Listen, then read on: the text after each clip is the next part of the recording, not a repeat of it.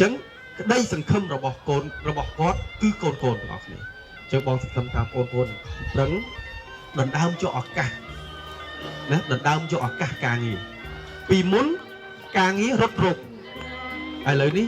មនុស្សត្រូវតែរត់រោគការងារហើយរៀនដើម្បីរស់ក្នុងសង្គមឲ្យបានល្អត្រូវមានបំណិនជីវិតត្រូវមានសិលធម៌ល្អហើយនៅពេលទៅផ្ទះវិញទោះបីជាខ្ញុំត្រូវឆ្លៀតពេលជួយការងារប៉ាម៉ាក់បន្ថែមក៏នាងខ្ញុំមិនបោះបង់ការសិក្សាឬក៏ទោះបីជាជីវភាពគ្រួសារនាងខ្ញុំជួបនៅបញ្ហាលំបាកយ៉ាងណាក៏នាងខ្ញុំនៅតែប្រឹងប្រែងជំនះឧបសគ្គទាំងនោះដើម្បីបានសិក្សារៀនសូត្រក្រេបយកនៅចំណេះវិជ្ជាសម្រាប់យកទៅប្រើប្រាស់នៅថ្ងៃអនាគតក៏ដូចជាពេលបញ្ចប់ការសិក្សាទៅនាងខ្ញុំនឹងខិតខំប្រឹងប្រែងតស៊ូព្យាយាមដើម្បីបានទៅបន្តការសិក្សានៅសាកលវិទ្យាល័យទៅលើមុខជំនាញដែលនាងខ្ញុំចង់សិក្សា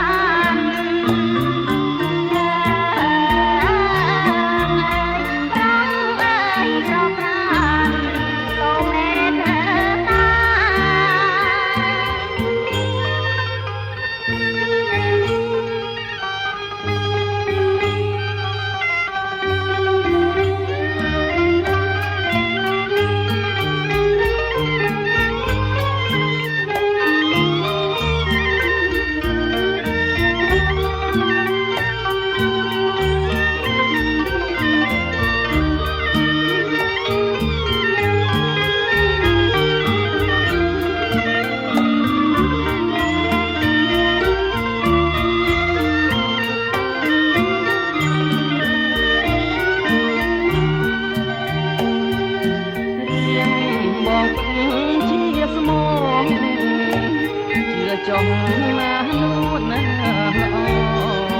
អូខ្លាចរៀមប្រែភ្នំឲ្យអូនរងទុកថាមិនចិត្តសាវាមិនមុសាទេណាស្រស់ស្រី